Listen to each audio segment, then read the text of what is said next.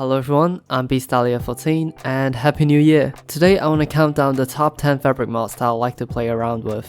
A lot of people think that there aren't any good mods in Fabric, but I just want to change their mind with this video. But before this video starts, I just want to put two disclaimers. Firstly, it's just my personal preference. So if you cannot find your favorite mod here, please don't get mad. Just comment below so that we can all check it out. Secondly, some of these mods are really popular already, and I've probably put some of these mods in my previous videos too. So don't be surprised if you already know some of these mods. Alright, I've talked too much and here's the video. Alright, so for my 10th favorite mod, it is Adorn. Adorn is one of those decorative mods that I think is just a must-have in any mod pack. It's simple to use, the designs are great, and most of the furnitures have their own functions. And the most important part for me is how well it connects with the vanilla Minecraft, and for me it just blends in perfectly.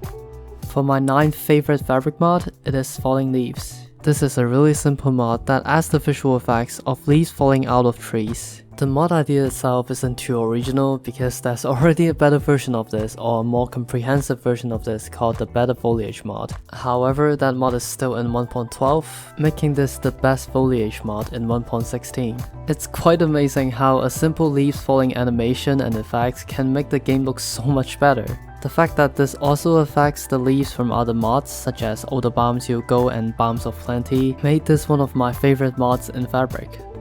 For my 8th favorite mod, it is RpgZ. This mod changes the looting system in Minecraft. With this mod installed, when you kill a mob, the corpse will stay there instead of just disappearing. You can then right click on the corpse to collect the loot, and the body will disappear. This has more to do with personal preference. If you're building a mob farm, I imagine it will be quite difficult for you to collect all the loots with this mod. But for me, I prefer the adventure and RPG style of the game. And this style of looting really adds to the feeling of playing an RPG game. My 7th favorite mod would be Chunk Pregenerator. If you don't know what Chunk Pregenerator does, it basically pregenerates the world and stores it inside the world folder. The reason you might want to do this is because when there's a lot of mods affecting the world generations, it tends to lag when you walk to a new part of the world. By pregenerating the world, when you walk into new parts of the world, all the server or your computer needs to do is to load the pre-existing chunks. This is one of the best performance mods that you can use when you're experiencing server lag. Although there's already another forged version that basically does the same thing, it's still the best performance mod that is essential for a large Fabric mod pack. For my 6th favorite mod, it will be Simplex Generation. This is a mod that generates the world in large continents and high mountains. A good comparison of this mod would be Terraforged. The world generation of this mod is simply amazing and the sceneries are just so breathtaking. Compared to Terraforged, I still like Terraforged more, but comparing the 1.16 build, Simplex Generator has much more configurations, everything is much more complete. So overall, in the 1.16 version, I think this mod is better than Terraforged. When you're playing this game with this mod installed and with high FOV, it doesn't seem like it's Minecraft anymore, it feels like a different game. For my 5th favorite mod, it will be HofXR. This is an RPG mod with a lot of content that is just too big to explain. There are already a few mod packs centered around this mod, so it's quite a popular mod. With this mod installed, the further away you are from spawn, the more dangerous the mobs will be. You can use spells by using the weapons or the wand required.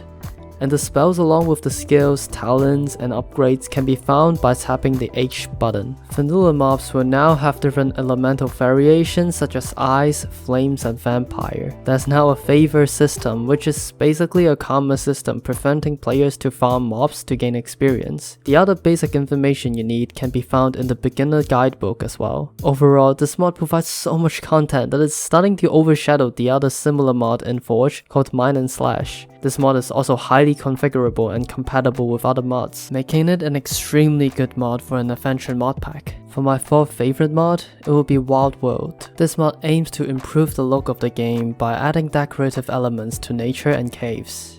For example, caves will now have stalagmites hanging down from ceilings and growing from the ground. According to the biomes they're in, the caves will have different biome elements. There are now leaf piles in forest biomes as well. These small changes to the world make such a great difference to the world that it looks so much more different and vibrant. It truly makes exploring the world a lot more pleasing. Alright, now we're going to the top 3. So my third favorite mod would be AdventureZ. This mod adds new creatures and monsters into the game that looks both awesome and frightening. Most of the mobs will only spawn in Nether, so you'll have to work a bit until you will see these creatures, but still, given that there aren't too many creatures modded in Fabric, this is the best that you can get. And I mean, the texture and the model of most of these mobs are just so amazing. It definitely deserves a space in top 3. Alright, so for my second favorite mod, it will be Biome Makeover. Biome Makeover is a Vanilla Plus mod designed to improve and enhance Minecraft's biome. For now, only the mushroom fields and the badlands are modified, but more will be coming soon. When you come across these newly improved biomes, you can tell that they really do look much better and that there are a lot more things to discover. The way they modify the vanilla biomes is another genius part that I like about. It's subtle and noticeable at the same time. The new blocks, structures, plants, and mobs all blend into the biome perfectly, each having their own functionalities and unique designs. You can tell that the mod author really thought it out before implementing the changes. Overall, a great mod with a bright future ahead of it. That takes the second place in my list with ease.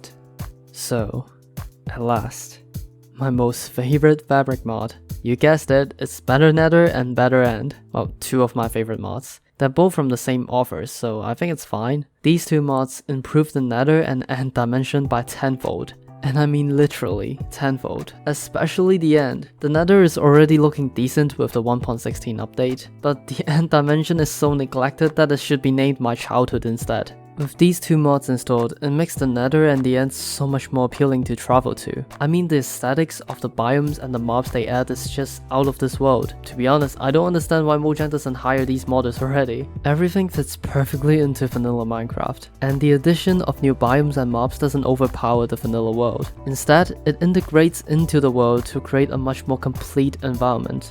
Truly spectacular.